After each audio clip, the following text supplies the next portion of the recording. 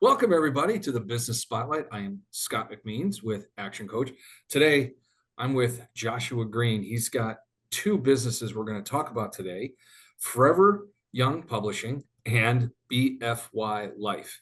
He's got a great banner behind him. I'm sure he's going to tell you his story. It's a pretty compelling one. So, Josh, welcome to the show. And I want to turn the microphone and the camera over to you. Tell us your story. How did you get to that seat right there talking to me today? Well, my background is with restaurants. My dad, when I was about 2 years old, he purchased his first McDonald's over here in Northfield, right across from it's a Sweetheart Bakery now is the original building. Oh, wow. And so I grew up going to work with my dad, and I was pretty cheap labor, $1 a day, clean the lobby. To this day, you will never catch me cleaning a window to save your life. No matter how well I clean windows, they were never good enough for my dad. Like, mop everything, lobby. I was 6 years old when I go in. Oh, sure. Not going behind the counter, making fries and stuff. But There's not a lot you can expect out of a 6-year-old and a clear glass window, but at least you put in the effort. yeah, I remember cleaning like the vestibules. So I see my dad pull in, and I go clean them off real quick, and I go to the manager like, "These look good." He goes, "Yeah." I said, "Dad, hey, what do you think?" He goes, "You need to go clean the windows." I was like, "You son of a gun." But so we did that. And then in 2000, and that is where I was actually working my way up. Ended up buying out my dad in 2008 and purchased two McDonald's next to him. And we ran them together for about 2015. And then McDonald's was trying to consolidate operators. They wanted were the smaller operators for whatever reason. They weren't fans of the Greenes, and we ended up selling out, and we got into the bar business. Oh, wow. And bar business was great for a while. It was a franchise startup, and I just got into bed with the wrong guys, and it ended up in litigation. But essentially, I ended up losing about. I just put it this way: I stopped counting after $6 million putting into it. That's a lot of money. Yeah, and that's one heck of a setback, yeah, right?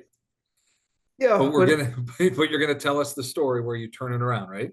Yeah. So the thing is, once you learn how to make money, you can do it again. And this time, you're not starting at zero. Maybe you're not starting with the opportunity to go get an SBA loan or the opportunity to start, borrowing money. You have cash in hand, which is after blowing that kind of money, I didn't have much cash in hand. So I try to figure out with my knowledge, what can I do, or what did I want to do? Because now it's a clean slate. I could have stayed in the restaurant business, gone to work for somebody, and eventually bought out another bar, restaurant, or whatever. But I really didn't want to do the restaurant business. I wanted to find something that excited me, and I went through a laundry list of things to try, to see what I liked, and everything else. I either felt like I was selling snake oil, or it just seemed slimy. I just didn't care for it. So then I ended up going into. I had given up drinking for about 5 years at this point, 3-4 years at that point, and I was really into fitness, getting crazy about it, and I was looking at going plant-based, and all the plant-based proteins out there was either expensive or tasted like shit. So I said, well, I could probably make a protein powder. I mean, it can't be that difficult. So I got into, the supplement world, by coming out with a plant-based protein that was inexpensive, but yet tastes well and wasn't full of either fats or carbs. It was essentially a pure protein. So that's how I got with BFY Life. That's Okay. and how I got into. And then through that, I got into the Forever Young Publishing. Okay. So I'm thinking about just how your business mind works, right? We're not going to worry so much about the setback because it was a huge life lesson, huge business lesson. But I love the idea that when you made your pivot, Josh, you went to something that you wanted to be a part of, something that excited you. And because of your interest in fitness, I mean, you went into the world of plant-based proteins because that's something you may not have known everything about, but you were passionate about. And it's something that drew you in and allowed you to have a curiosity to keep going. So walk us down the path with BFY Life. How is it going? What would be some of the lessons that you've learned from your McDonald's and bar business days that you've implanted into the new business? So I'm a very big systems guy. Yeah. And it comes back from a McDonald's day. Everything McDonald's did was a system. That's why anywhere you go, a Big Mac theoretically tastes the same. And that's why every McDonald's can be essentially run by a 15-year-old, because they dumb it down, make it easy, and make it so it can be duplicated over and over again without needing a PhD in, it with That's life. 100%. Yeah. I Simple. mean, if we talk about what business coaches do, one of the many things we do is help people establish leveraging systems. They can do it once, get paid multiple times, or find something that's repeatable and duplicatable in an easy fashion that you can get paid off of a very simple methodology. That's exactly what the systems do. So that's huge that you were able to take that. So walk me through it. I'm sorry. So when I had one of my bars, we're up in Rochester, New York, and I walked into a GNC across the little shopping plaza that my bar was being built out, and talking to a guy, and I had a beard down to here. My hair was down to here. I looked like a total California hippie apparently, because I had a zip up hoodie, flip flops. Keep in mind painted toenails as well, Oh, and shorts. oh, So what the picture of corporate America you represented that day? after I got to McDonald's, I swear I was never. I still have Yeah, this. I was, I was growing a beard. I was growing my hair out, and I didn't care. Not that I didn't care, but I was just going to be who I sure. wanted to be versus the image that my dad or McDonald's wanted me to portray. And so I walk over, and the guy that was working there, he goes, "You're building the bar?" I said, "Yeah." He goes, "Where are you guys from? California?" I said, "No, I'm from Cleveland, Ohio." And he goes, "Oh, I know one person from Cleveland. We compete against each other in all these one of these bodybuilding shows. I forget which thing it was, IFBB or something." And I go, "Who was that?" And he goes, "It's Rob Peacock." And I go, "Oh, that's my trainer." Oh my gosh, that's So outstanding. yeah, so we started talking, and this guy knew more about building supplements and the formulas, and he's the guy that does he partnered with me in the company, and we do. I forget what title he wants, but he's the one that creates the formulas because he knows Yeah, more about it. I know how to work out. I know how to build a program. I know how to what supplements to take, but like all the mind, the stuff, everything that goes into it. I'm not the world's smartest person when it comes to this. So I found somebody, dumb luck or good luck, whatever you want to call it, that knows it and wanted to be a part of it. I love that. So now he's putting together the formulas that make the BFY Life product, right? He's kind of putting that stuff together. I Yeah. want to get back into the system stuff. So what kind of systems are you guys utilizing at BFY that allows you to be more systematic or more efficient in what you guys are doing? Well, for everything so our product line's under the Nirvana Life Nutrition name, but we also on our website I'll offer other supplements from other manufacturers and other brands that we Okay. like or that complement what we have. So a system that we have is uploading everything onto the e-commerce website. So one system that we have is we get the stock photos, we reformat them, get the Yeah. description, price it, put it on an Excel spreadsheet. So every item or every brand that we go to, it's always the same. It all looks the same, and it's easy to Yeah. find through it. What vendor we're using. For distributor to get it. You know everything that way, and then it also Yep. goes back to the business. We make sure we post certain social media stuff every.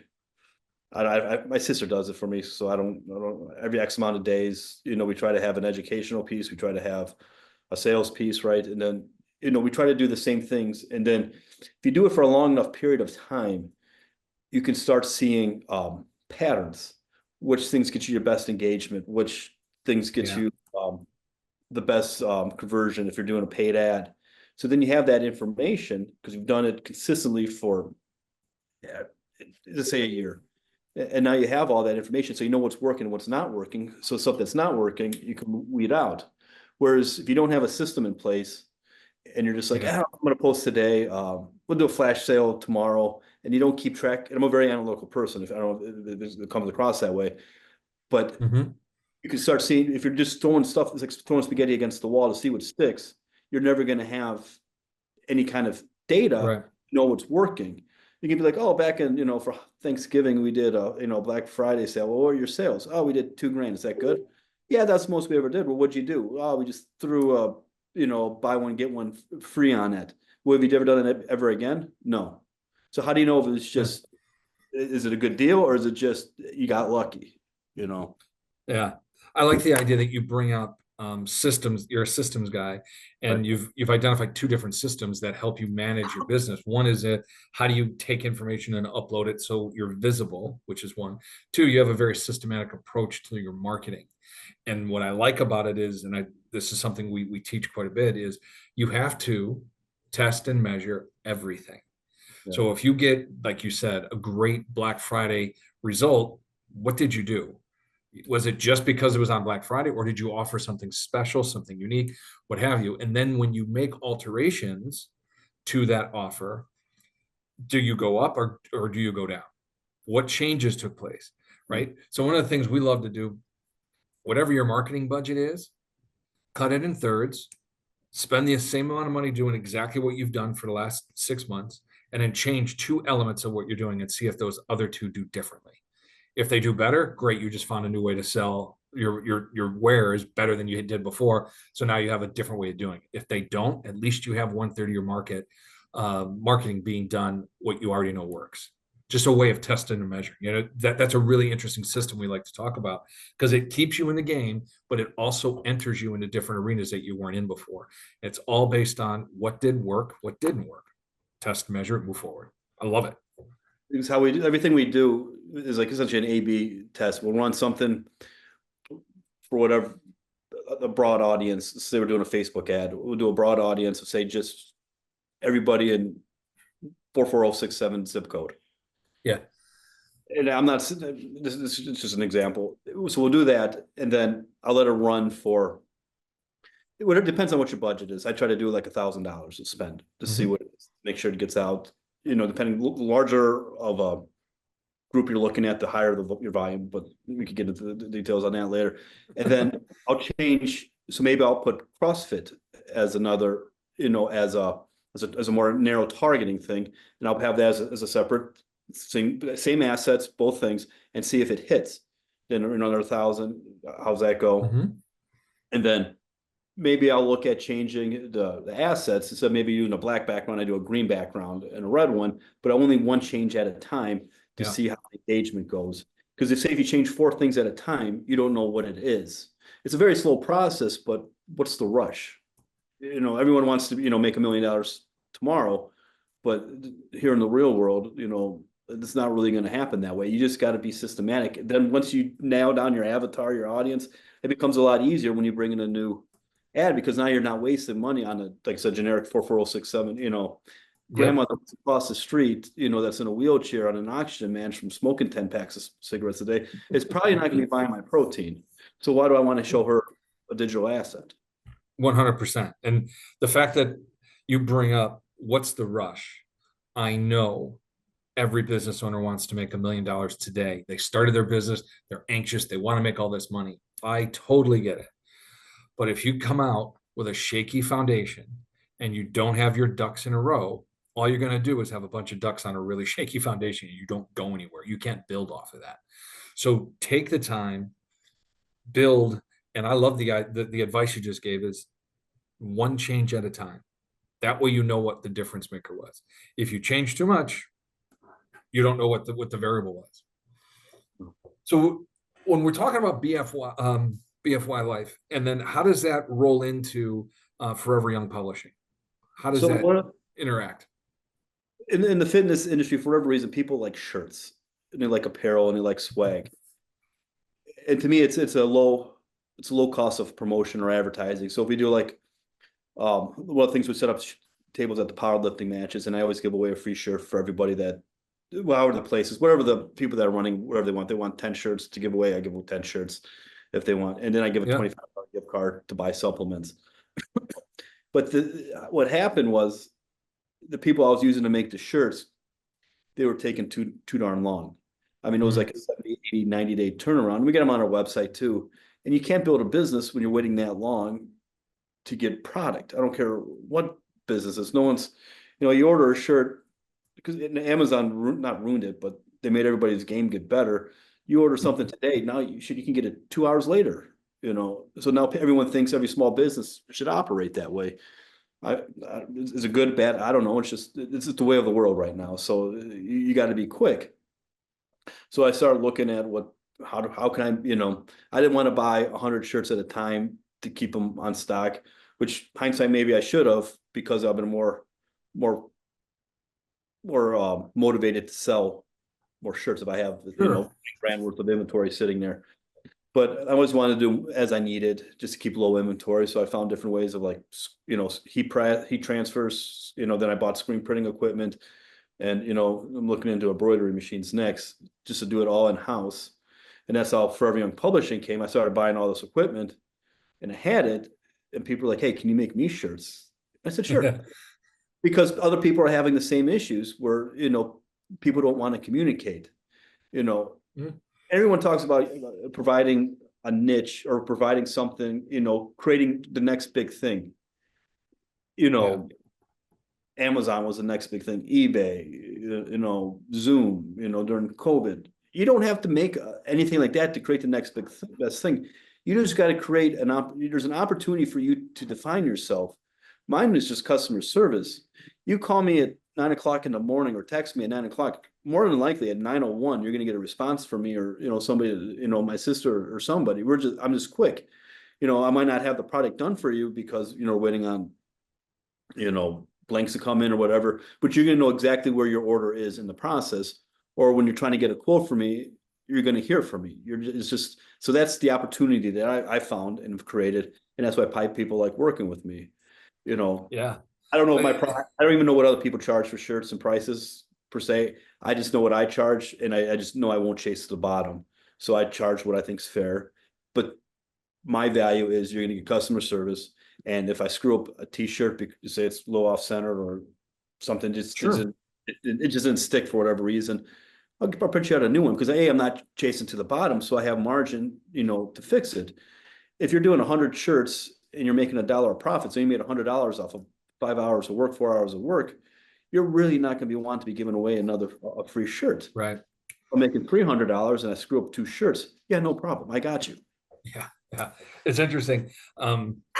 Not chasing to the bottom is a huge thing. I wish a lot more business owners would pay attention to, because everybody wants to build their business off of price.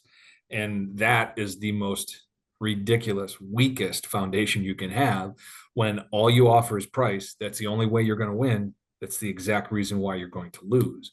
So if you don't have a value proposition above price, you're going to lose.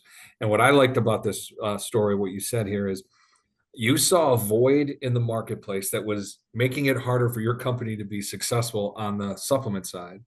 You saw the opportunity to improve not only yourself, but your customer interaction. You said, screw it, I'm just going to do this myself. True entrepreneurial spirit, by the way. And you created this, and now there's an opportunity to serve and do better than what your competition is doing, not because you want to beat your competition, but you want to serve your customers. The fact that you're available on the phone and you have quick communication and timely delivery, that's a value proposition I think everybody in the apparel market would love to have, because that's one of the biggest challenges, right? Customer service is poor and you have no idea where your orders are. That's a huge advantage for you. Yeah. And just going back on it, if you chase to the bottom, you're going after bottom feeders. So they're never your customer. They're Thank just you. whoever's the next cheapest guy out there that's willing to do it for 5 cents less than you, 10 cents, $1. It doesn't matter what it is. That's not your customer. Their customer is price. And they're just going to find whoever the cheapest guy is. Now, at the same token, you can't, you can if you can get away with it, but you got to still have a reasonable, margin. I can't charge $100 for this t-shirt, you Right. know, it doesn't always work that way. But I've always chased, or not chased, find avoids. Like when I had the restaurants, I got tired of credit card processing fees. Those Yeah. guys, they'll come in, the next guy will come in and say, again, chasing to the bottom. Oh, you're paying, interchange of 0.225. I can give you 0.24. And then the next guy comes in and says, oh, you're paying 0.24. Well, what's the best price I could possibly freaking get and just forget about it? So I call up the merchant services that I'm using. I say, hey, can I be a sales agent for you guys? They said, sure. Here's fill out a form, put them in a company name. And I said, okay, here. I got 5 customers for you. And it was my restaurants and other buddies. And I just submitted it. I said, what's the cheapest I can charge somebody? Here, they give me a list of it, put it in there, and submitted it. I make a couple bucks off it, but I don't give, it's not the money. It's Right. just, The this is principle of all, the fact, yeah, and this is what I think, our previous conversations, Josh, this is what I like about what we've talked about. Price is one thing. It's how you serve your customers to keep them wanting to come back to you. yeah, That's the biggest challenge I think most businesses have, big or small.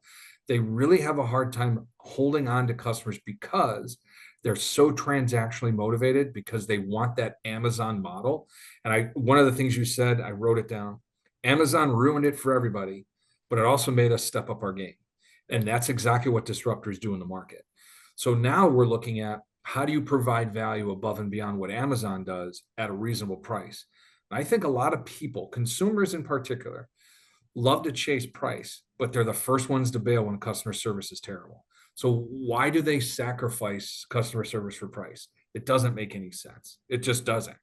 So in your world where you're trying to do two different businesses, not customer service is the ultimate weapon you have against anybody else in the marketplace. Value proposition aside with the features and benefits of what you do, great. But customer service is a key to keeping your customers happy and keeping them wanting to come back. To me, it's the ultimate. So, well, I like, for instance, a prime example of the customer service. I had a guy, he just placed, I think it was 99, or let's just say 100 sweatshirts. He said, "Hey, Judge, I want 100, mocks it up." Doesn't even ask for the price, just says take care of it. He knows the price is going to be reasonable. He knows I'm not going to be the cheapest, but he knows he's not going to, I'm not the most expensive, and he's going to get the product within the week, like I told him, and he knows exactly where the order is.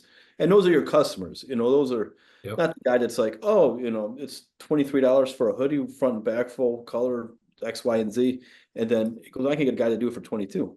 Well, good. Yeah. And then they go, can you charge? One of my favorite lines is when people go, can you charge less? I go, yeah, I can also charge more. The price is the price. Yeah. No. And here's the thing, when it comes to effective business partnerships, whether it's a partnership you have with another business or the relationship you're trying to forge with a customer, a client, a consumer, I think people understand that this is a profit deal. I really do believe people understand it. What they're trying to do in their heart, they're trying to get the best deal they possibly can for the least amount of money. That's what everybody's trying to do. But I think, and this is just me, we spend so much time haggling on price that we don't pay attention to the value we're sacrificing by just getting it done. Timing is the biggest issue that we never can get back, but it's the one thing, the one asset that everybody loves wasting. And it makes no sense to me. It's like, I'm going to get in my car, drive 3 miles away from here so I can save 32 cents. Why would you waste your time doing that? Well, it's like gas. You go look at gas, it's 10 cents on the other side of town. Well, if you have a 30-gallon tank Yes. on Yeah. empty, it's saving $3. But you just spent 45 minutes, Right. going after it. And it's like another thing I do, versus for the t-shirt company or even the supplement company. If you order locally and I'm in the area, I'll just drop it off for you. The supplements you order on my website, and I'll refund, the Sure. whatever you paid on the shipping, or if, you place a t-shirts order and you're down the street, I'll run it over to you. You guys, save on the shipping, and plus people would like to do business with people they could, if I screw up, they can come wring my neck, knowing that I'm around where they could, Well, that's a solid point, Josh. I think people, again, I'm going to go back to that Amazon reference. Amazon ruined it for everybody, but it made everybody step up their game. There's a lot of businesses, local businesses here in Northeast Ohio, that are doing incredibly well, despite the fact there's how many different Amazon distribution centers here in Northeast Ohio. There's small businesses really kicking ass because they're local. They can take a right hand and shake another right hand and have a conversation and make a deal. When you do everything online, sure, you're going to get what you want. Is it exactly what you needed? I have no idea, because nobody bothers to go through the process of quote unquote buying something. They just purchase stuff. I mean, if you're working with a true business partner, they're going to find out your needs. They're going to find out what you say you want and then figure out what you need and sell you that. That's the benefit of knowing somebody, trusting somebody, and really liking who you do business with. with the electronic stuff, it works, don't get me wrong, but sometimes it's not quite the best answer. And I love the fact that you have that element to both your businesses where, hey man, if you're willing to buy from me and you're local, I'll stop by and say hi. Wow, who does that? Again, you've got a couple different really nice differentiators on a customer service side that a lot of people can learn from. I think there's a lot of lessons here. You brought a really good class of information here, so I appreciate the knowledge and the insight, man. This was And don't good. look at like Amazon like ruining anything. It's like, being the next to market in supplements. Yeah, There's people that make better supplements than I do, probably, maybe, I don't know. And there's people that I know make shittier supplements than I do. yeah, And you probably get them on Amazon, because they're filled. But I look at the guys that I think hold a high value of integrity and quality in their product, and it's saying, I'm here. Well, my goal is to be here, not to beat them, just to be better than them. So hopefully they look at me and say, oh shit, Nirvana Life Nutrition is doing this, this, and this. We need to do this. So now everybody's bringing a better game to the field, and the customer essentially wins. And yes, one other thing, when I started to do the supplements thing, I was advertising around the world, or not the world, just United States. Then it just dawned on me, why am I so worried about trying to get a customer in California? I don't know if you know anything about shipping, but when you're trying to ship 3 pounds of weight, outer. I learned this after I was like, oh shit, it's like $15. Yeah, It's a lot of money to ship a $45 product, but a third of it shows down $60. So why? So then I started relocating my AMs. Now I just really focus on Northeast Ohio. There's a lot of people out here. I mean, it's yeah, a very populated area we have here.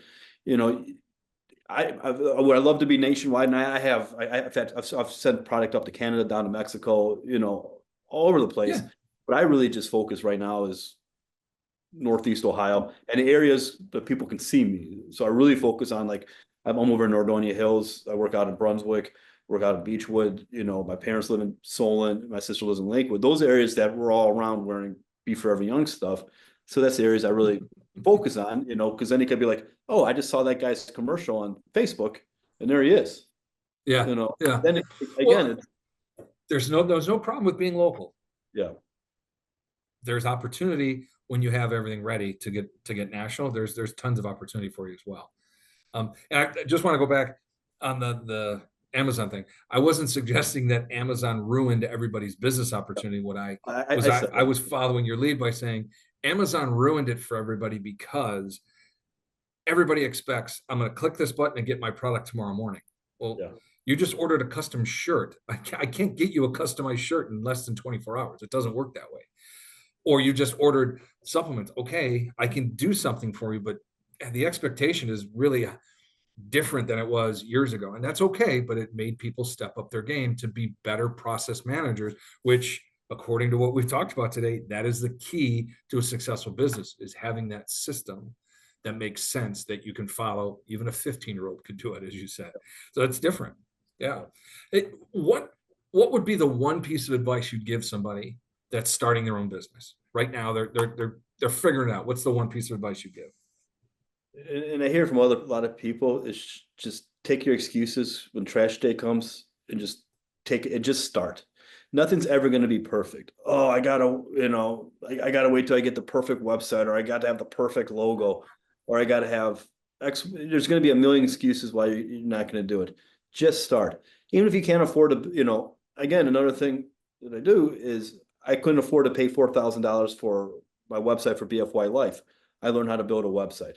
My first one wasn't the world's greatest website, but at least I had something up there to get started. And then, through what I call U2U University, I started getting better at it. If you looked at my website now, you wouldn't know that when I built that thing, I didn't have a fucking clue what I was doing. Isn't that something?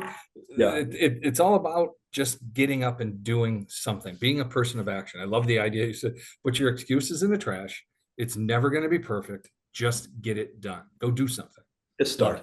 Because once you start getting in motion, it continues. I don't know what the physics thing, but like an object in motion continues to stay in motion, or inertia. Once it gets going, it rolls and it gets bigger and bigger. It's that snowball going down the mountaintop that turns into an avalanche. Absolutely believe in that. Awesome stuff.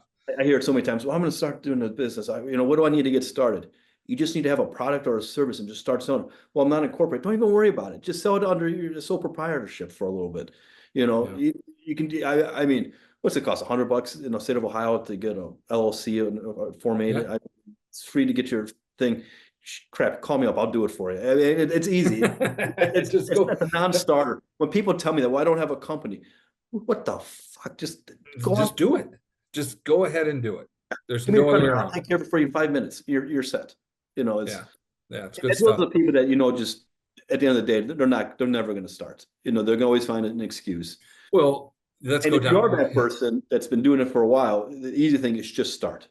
Just start, erase the bad behavior, erase it, Yeah. and just start. Yeah. I love it. Throw the excuses in the trash. Yeah. We've got a couple minutes left. I wanted to ask you one last question. I'm going to put you in a time machine and sit you down on a bench next to an 18-year-old Josh Greene. What do you tell? What do you talk to him about? Don't put all your eggs in one basket. I was always I'm still a big believer in going all in, but I went in all in on those bars, and I went all in on McDonald's, and I made a lot of money with McDonald's. I became a millionaire. Mhm. It worked, and I thought that's all I was ever going to do for the rest of my life. I mean, you look here, I've got tattooed on my arm. That's how much I love it. But at the same token, while I was doing it, I should have leveraged it into maybe buying some commercial properties. And there's no such thing as, you know, I guess you could say that, you know, you set it and forget it, and it's just passive income. But maybe I should have bought something that I could have done as well as McDonald's instead of just buying some more. I kept two or three of them, taking that instead of, you know, buying the fourth one, maybe use that money to buy a commercial building or, you know. Sure. Diversify and leverage your portfolio. That's a great lesson. It really is. Then the other thing is when you feel like your ship's sinking, it's okay to walk away. Because when I had the Yeah. bars, I could have probably stopped after two, and I said, well, I don't know, I've kind of gone this far, and I think I need to just double down and double up. And I might have been able to walk with instead of spending maybe losing $6 million, maybe I only lost $3 million or something. I don't know. You know, hindsight's 2020, but It always is. And that's the worst judge in that we have on ourselves. So we have to let that go. just, Right. you know, you have the information in front of you and you try to make the best decisions you can with the information you have in front of you. You know, the information you have today is not gonna be the same information you have tomorrow, Mhm. but you got to make that decision today. So, you know, just Move forward. yeah, I'd go back to throw the excuses in the trash and move forward. just believe in yourself. I mean, that's all it That's a is. good one too. Josh, this has been great, man. We've got a lot of information. I am gracious that you spent the time with me today, and I will have all the information for your stuff on the description below, so people can click and connect to you. I want to thank you for being on the show, my man. We'll talk soon. Nice meeting you. Yeah. Absolutely. Bye now.